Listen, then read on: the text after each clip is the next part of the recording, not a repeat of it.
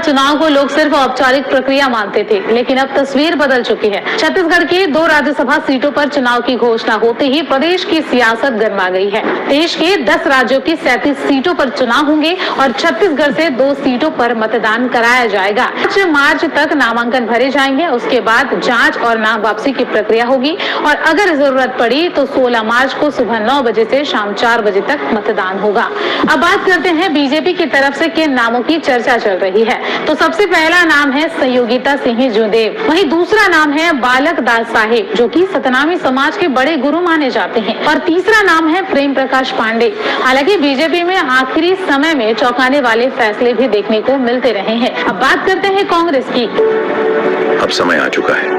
हालांकि देखिए, कांग्रेस में अंतिम फैसला हमेशा हाईकमान ही करता है। साथ ही उनके बेटे चैतन्य बघेल को प्रदेश की राजनीति में आगे बढ़ाने की रणनीति भी हो सकती है। सभा का चुनाव सीधे जनता द्वारा नहीं होता, राज्यसभा के सदस्य विधायकों द्वारा चुने जाते हैं। इधर बीजेपी और कांग्रेस दोनों के पास में अपने अपने उम्मीदवारों को जिताने लायक से अगर तीसरा प्रत्याशी मैदान में उतर गया तो क्या होगा। चुनाव में सब लोगों की नजरें जो है टिकी हुई है। कांग्रेस भूपेश बघेल को दिल्ली भेजेगी या फिर प्रदेश में ही बड़ा रोल देगी। बात उन दिनों की है जब राज्यसभा चुनाव को लोग सिर्फ औपचारिक प्रक्रिया मानते थे, लेकिन अब तस्वीर बदल चुकी है।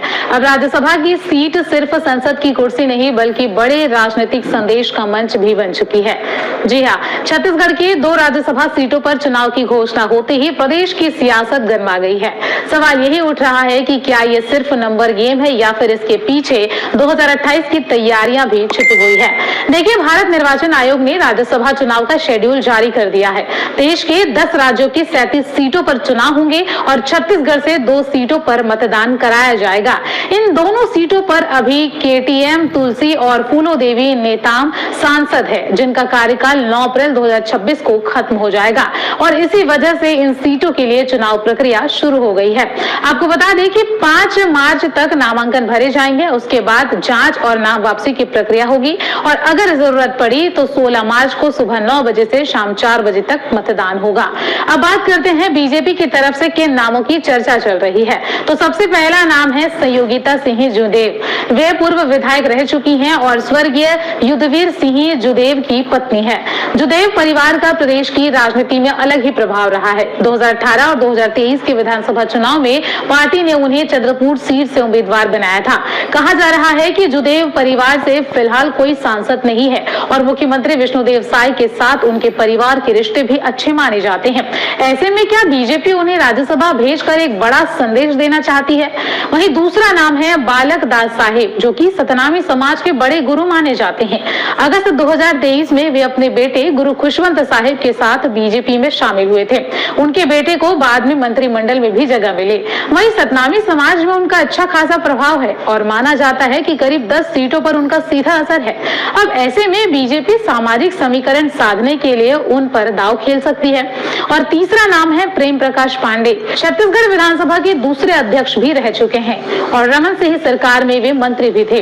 संगठन और पुराने कार्यकर्ताओं में उनकी पकड़ मजबूत मानी जाती है। वहीं राजनीतिक गलियारों में ये भी चर्चा है कि पार्टी के कुछ वरिष्ठ नेताओं को लॉबी उनके पक्ष में सक्रिय है।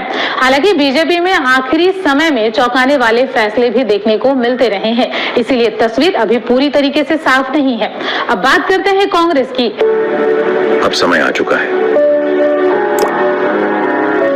कि कांग्रेस पार्टी का नेतृत्व अब मैं करूं। सबसे ज्यादा चर्चा अगर किसी नाम की है तो वो है पूर्व मुख्यमंत्री भूपेश बघेल।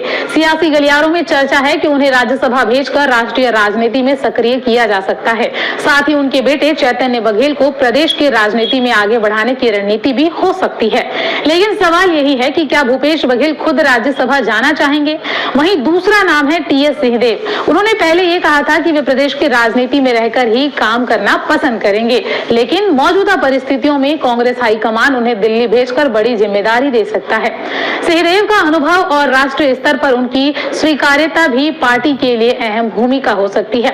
वहीं तीसरा नाम है दीपक बैज। वे फिलहाल जो है प्रदेश अध्यक्ष हैं और आदिवासी वर्ग से आते हैं। ऐसे में कांग्रेस अगर ट्राइबल प्रतिनिधित्व को प्राथमिकता देना चाहे तो दीपक बैज को राज्यसभा भेजा जा सकता है। हालांकि देखिए, कांग्रेस में अंतिम फैसला हमेशा हाईकमान ही करता है, क्योंकि पिछली बार कांग्रेस ने छत्तीसगढ़ के कोटे से दूसरे राज्यों के नेताओं को राज्यसभा भेजा था, जिस पर काफी विवाद भी हुआ था। वहीं इस बार पार्टी जो है दबाव में है, स्थानीय नेता को ही मौका दिया जाए। वहीं केटीएस तुलसी पहले 2014 में राष्ट्रपति द्वारा मनोनीत किए गए थे और 2020 में छत्तीसगढ़ से निर्विरोध चुने गए। फूलोदेवी नेतान भी जो है 2020 में निर्विरोध चुनी गई और इससे पहले जो है केशकाल से विधायक भी रह चुके हैं। अब सवाल ये उठता है कि आखिर राज्यसभा चुनाव होता कैसा है। अब आपको बताते हैं कि राज्यसभा का चुनाव सीधे जनता द्वारा नहीं होता। राज्यसभा के सदस्य विधायकों द्वारा चुने जाते हैं। इसे प्रोपोर्शनल रिप्रेजेंटेशन यानी कि आनुपातिक प्रतिनिधित्व प्रणाली के तहत सिंगल ट्रांसफरेबल वोट के जरिए कराया जाता है। मतलब साफ है कि विधानसभा में जिस पार्टी के पास जितने विधायक होंगे उसी हिसाब से उसके उम्मीदवार की जीत संभावना तय होगी। अगर किसी पार्टी के पास पर्याप्त संख्या है तो उसका उम्मीदवार आसानी से जीत सकता है, लेकिन अगर संख्या कम हो तो क्रॉस वोटिंग या फिर रणनीतिक समर्थन की भूमिका अहम हो जाती है। अब छत्तीसगढ़ विधानसभा में वर्तमान संख्या बल को देखते हुए मुकाबला रोचक जरूर है, क्योंकि समीकरण साफ भी है, फिर भी राजनीति में आखिरी वक्त तक कुछ भी तय नहीं माना जाता है। अब जरा बात करते हैं छत्तीसगढ़ विधानसभा के गणित की, जिसे समझना बेहद जरूरी है, क्योंकि राज्यसभा का चुनाव जमीन पर नहीं बल्कि विधानसभा के आंकड़ों से तय होता है। देखिए, 2023 के विधानसभा चुनाव में बीजेपी ने जोरदार वापसी की थी और उसके बाद से ही सदन का समीकरण पूरी तरीके से बदल चुका है। 90 सीटों वाले विधानसभा में इस वक्त बीजेपी के पास 54 विधायक हैं और कांग्रेस के पास 35 विधायक हैं और एक विधायक जो है गोंडवाना गणतंत्र पार्टी का है। यानी कि कुल मिलाकर बीजेपी स्पष्ट बहुमत में है और यही वजह है कि इस बार का राज्यसभा चुनाव पिछली बार से अलग माना जा रहा है। देखिए, पिछली बार जब इन सीटों पर चुनाव हुआ था तब स्थिति उल्टी थी। उस समय कांग्रेस सत्ता में थी और बीजेपी के पास पर्याप्त विधायक नहीं थे। नतीजा यह हुआ कि दोनों सीटें जो है कांग्रेस के खाते में चली गई। इधर फूलो देवी नेताओं को राज्यसभा भेजा गया, जबकि केटीएस तुलसी छत्तीसगढ़ से चुने गए, लेकिन वे राज्य से बाहर के नेता माने जाते थे। उस फैसले पर कांग्रेस को काफी ज्यादा आलोचना भी झेलनी पड़ी थी, लेकिन अब हालात बदल चुके हैं। मौजूदा संख्या बल को देखते हुए 2 सीटों के हिसाब से एक सीट जीतने के लिए करीब 31 विधायकों के समर्थन की जरूरत होगी। इधर बीजेपी और कांग्रेस दोनों के पास में अपने अपने उम्मीदवारों को जिताने लायक संख्या है। ऐसे में माना जा रहा है कि एक सीट बीजेपी के खाते में जाना लगभग तय है और दूसरी सीट कांग्रेस के पास रह सकती है।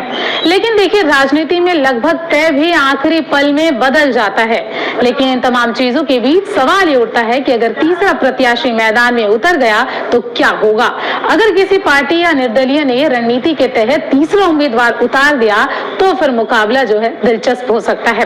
तब वोटिंग की स्थिति बनेगी और क्रॉस वोटिंग या फिर रणनीतिक समर्थन की भूमिका भी अहम मानी जाएगी। ऐसे में विधानसभा का हर एक वोट कीमती हो जाएगा।